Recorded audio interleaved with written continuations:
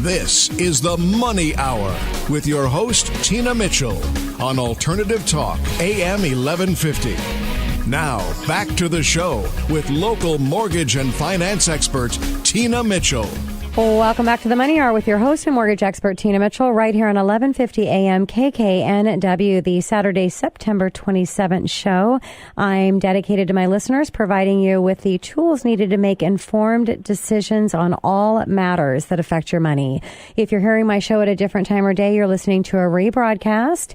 You can call the show at 1-855-400-1150 or online at themoneyhour.com. Again, that's 1-855-400-1150 or online at themoneyhour.com to discuss anything regarding your money with myself or any of the guests that I have in studio. Last guest in studio, Don Hines with Real Property Associates. And I actually have Don on the phone here, which is a little unusual because usually I have my guest live in studio. But I'm very excited, Don, to have you here and to take time to be with me on my show. Thank you so much. Thank you, Tina. And Don is with Coldwell Banker Bain. Even though Don grew up in a small agriculture community in Southern California, he has called Seattle home since 1976. Golf has been a passion for Don since high school, including a short stint as a pro. Now fly fishing is Don's first love, with sailing coming in as a close second. Somehow, with his busy real estate practice, he finds time to collect and restore old Porsches.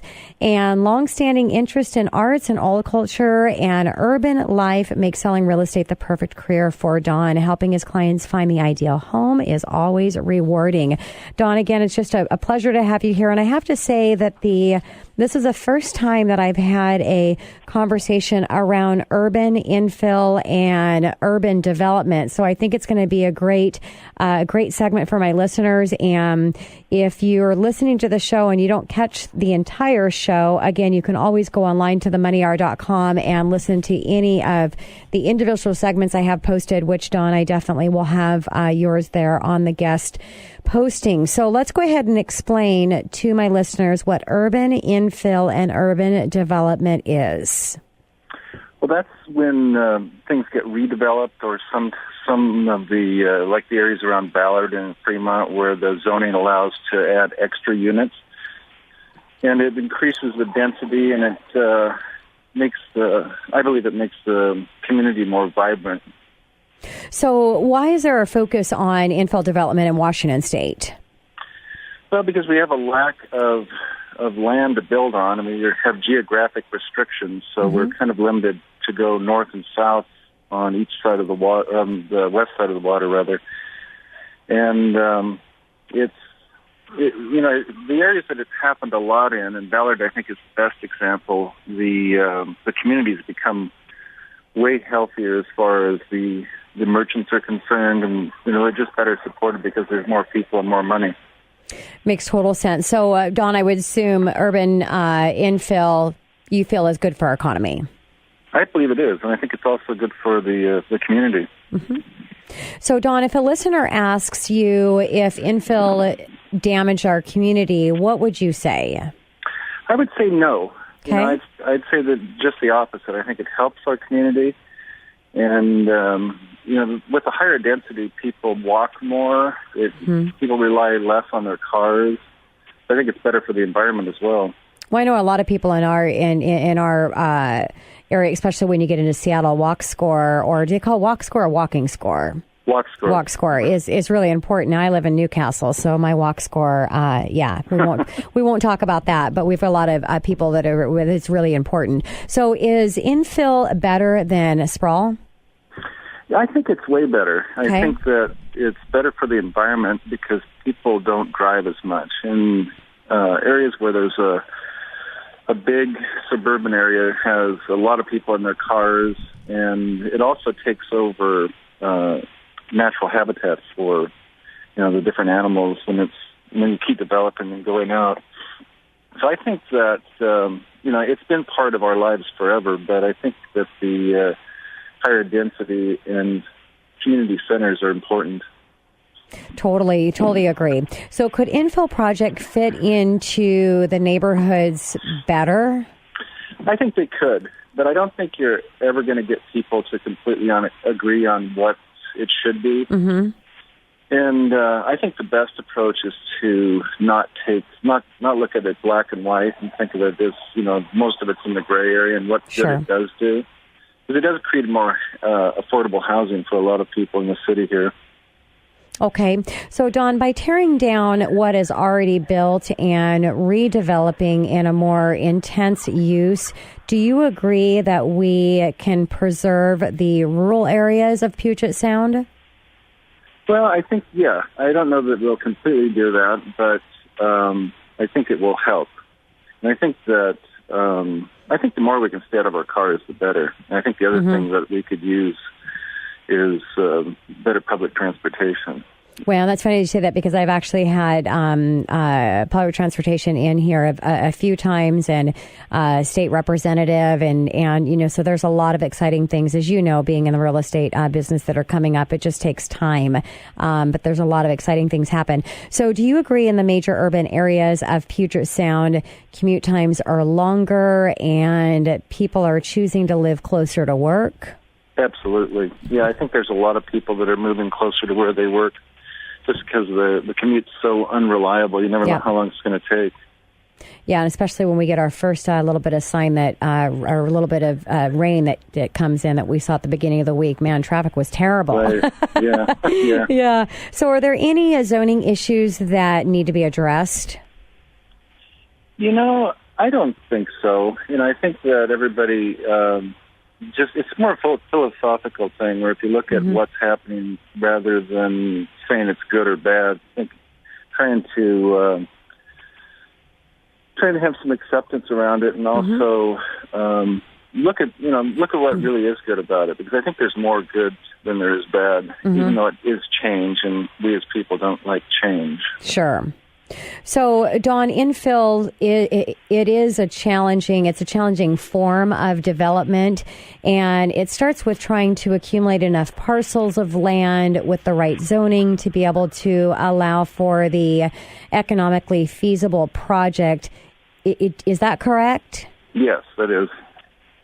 So, go ahead, Dawn. I was going to say that most of the projects that get done in Seattle, have to be fairly vertical because of the cost of the land. Yes. And the higher the density, the lower the land cost could be. So some of the downzoning that's being done actually affects the infill in a negative way, I think. Okay. So what about financial feasibility for the developer? Do you see struggles on or getting parcel owners to all agree to sell in a similar time frame for the price that makes sense and economic sense?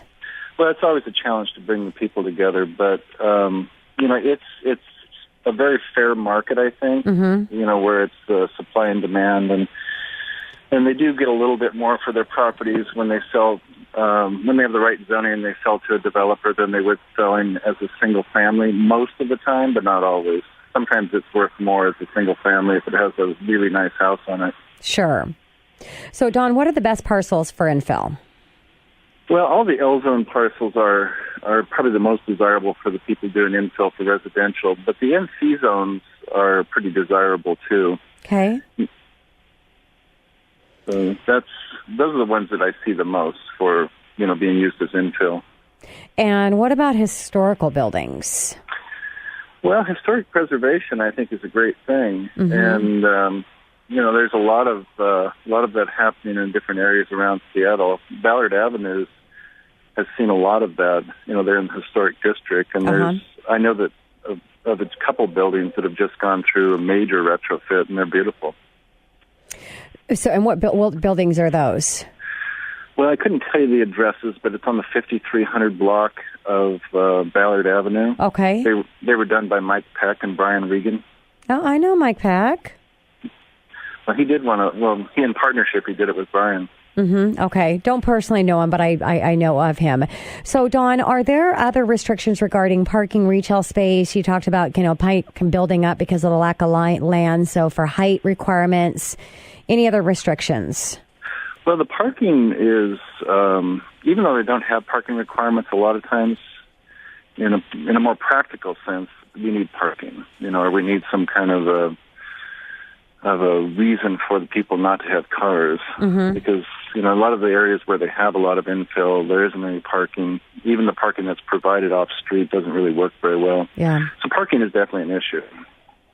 So, Don, looking into the future, do you see that this becoming more common in the Puget Sound area? What are your thoughts? Yeah, I think it's way more common in the Seattle area for sure, and probably in most big cities. I think a lot of it's happening in San Francisco too. Mm-hmm. Well, and we seem to follow everything the other port rim cities do. So why not this? Right. So, Dawn, and off this topic and just getting on, into real estate, what's happening in your real estate career right now in this market, and how are you advising buyers or sellers? Well, I think the market is really healthy right now, and I think a lot of that's driven by the interest rates. So it's hard to tell what's going to happen, but it's a seller's market still, and there's a lot of multiple offers. Things are selling for way more than the list price quite often. Yeah, they definitely are. And I think it's, you've mentioned the supply and demand until we see some, either we see more supply to meet the demand of buyers, or we see interest rates increase, which is going to make that demand lower. We're going to continue to see this a little bit of a chaotic market that we're in right now. But I'm advising my clients, and I always have, if it makes sense for you to find to buy a property, don't get discouraged. If there's a property out there for you, you've just got to work at it, and you've got to continue to plug forward and find the right one that comes together for you. Well, Dawn, thank you so much for being here and sharing your information with my listeners. And again, if you want to contact Dawn, you can call into the show at 1-855-400-1150. Again, that's 1-855-400-1150, or online at themoneyhour.com. This is your host and mortgage expert, Tina Mitchell, signing off for the day. Enjoy the rest of your weekend, and enjoy your week, and I'll talk to you next weekend. Thanks again for being here, talking with me on 1150 AM KKNW.